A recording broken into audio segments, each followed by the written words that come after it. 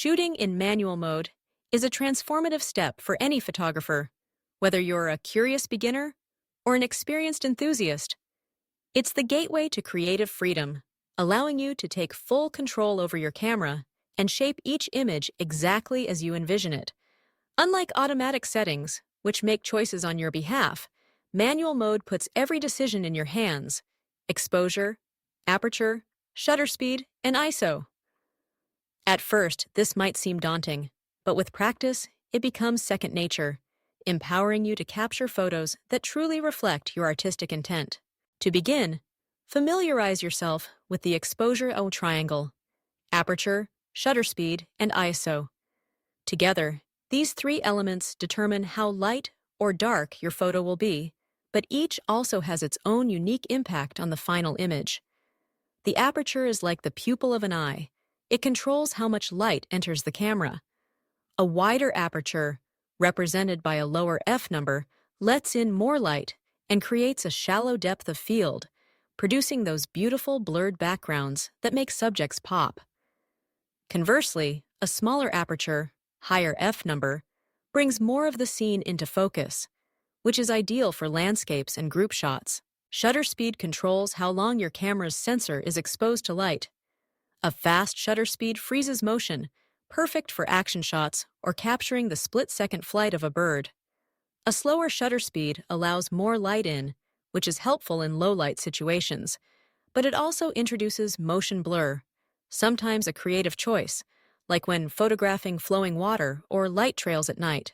ISO measures your camera sensor's sensitivity to light. A lower ISO keeps images crisp and clean, ideal for bright conditions. As you raise the ISO, you can shoot in dimmer light without a tripod, but be mindful.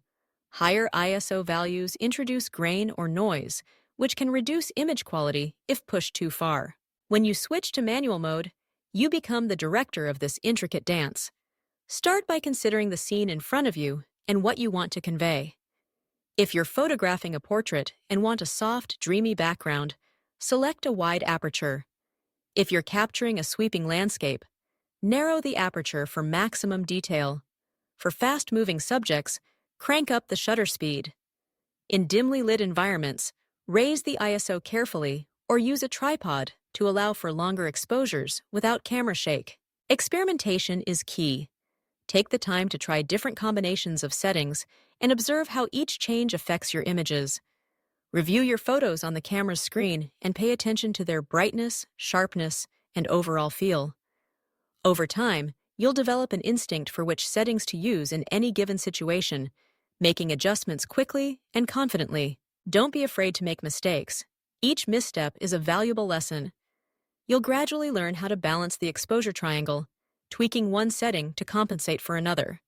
Perhaps you want to shoot at a low ISO for clean images, but the scene is too dark. You can open the aperture wider, slow the shutter speed, or add more light to the scene.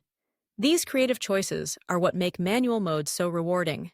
As you build your intuition, you'll find manual mode opens new creative possibilities. You'll be able to handle challenging lighting, capture motion exactly as you wish, and create images that stand out. With control comes confidence, and with confidence comes artistry. The more you practice, the more you'll find that manual mode is not just a technical skill, but a pathway to expressing your unique photographic vision. So pick up your camera, switch over to manual, and let your creativity take the lead.